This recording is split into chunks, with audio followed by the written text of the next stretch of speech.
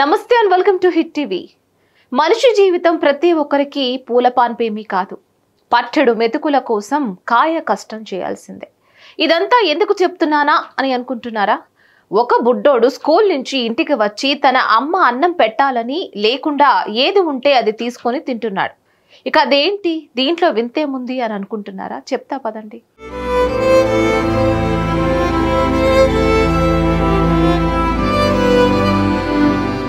వీడు నిజంగా బుడ్డోడే, కానీ మనసున్నోడు. ఇప్పుడున్న జనరేషన్ పిల్లలు ఆకలేసినప్పుడు అన్నం పెడుతుంటే నాకు ఈ కూర నచ్చలేదు, ఆ కూర బాలేదు, నాకు నెయ్యి వేస్తేనే తింటా అనే పిల్లలు ఉన్న ఈ రోజుల్లో ఈ చిన్నోడి జీవితం నిజంగా ఆదర్శంగా నడుస్తుంది.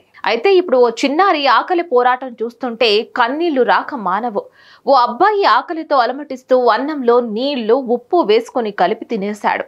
ఇక భుజాలపై ఉన్న స్కూల్ బ్యాగ్ కూడా కిందకు దించకుండానే నేరుగా వంటగదిలోకి వెళ్ళాడు. అక్కడున్న అన్నం గిన్నెలో ఉన్న కొద్ది అన్నాన్ని నేరుగా ఓ ప్లేట్లో వేసుకున్నాడు.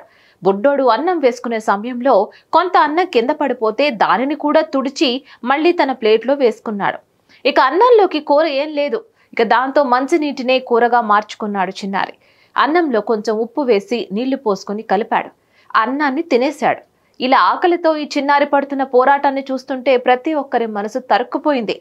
ఇలా ఉన్నోళ్లేమో విలాసాలకు తెగబడుతుంటే లేనోళ్లు పిడికెడు అన్నం ముద్ద కోసం ఆరాటపడుతున్నారు. భారతదేశం ఎంతో ముందుకు వెళుతోంది. ప్రతి ఒక్క పనిలో ఒక్కో మెట్టు ఎక్కుతూ అభివృద్ధి చెందుతుంది.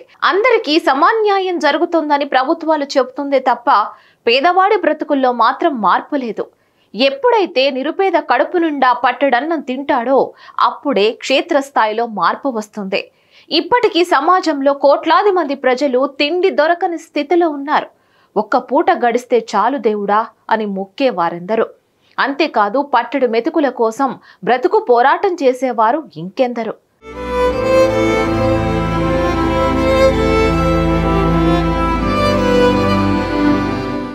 ఇలా కొందరు తిండి కోసం పోరాడుతుంటే మరికొందరు జీవితం కోసం పోరాడాల్సిన పరిస్థితి నెలకొంది.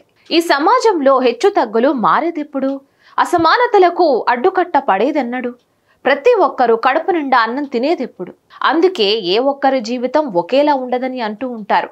ఇప్పటికైనా పేదలను గౌరవించాలని, పేదరికం తొలగిపోయేలా చర్యలు తీసుకోవాలని ప్రభుత్వాలను కోరుతున్నాము. మరిన్ని అప్డేట్స్ కోసం please like, share and subscribe to hit TV. సమస్య లేని ఇల్లు ఉండదు, పరిష్కారం లేని సమస్య ఉండదు. బంధాలు గొప్పవి, బాధలు చిన్నవి. మీ సమస్యని మేము పరిష్కరిస్తాం. రండి మాట్లాడుకుందాం.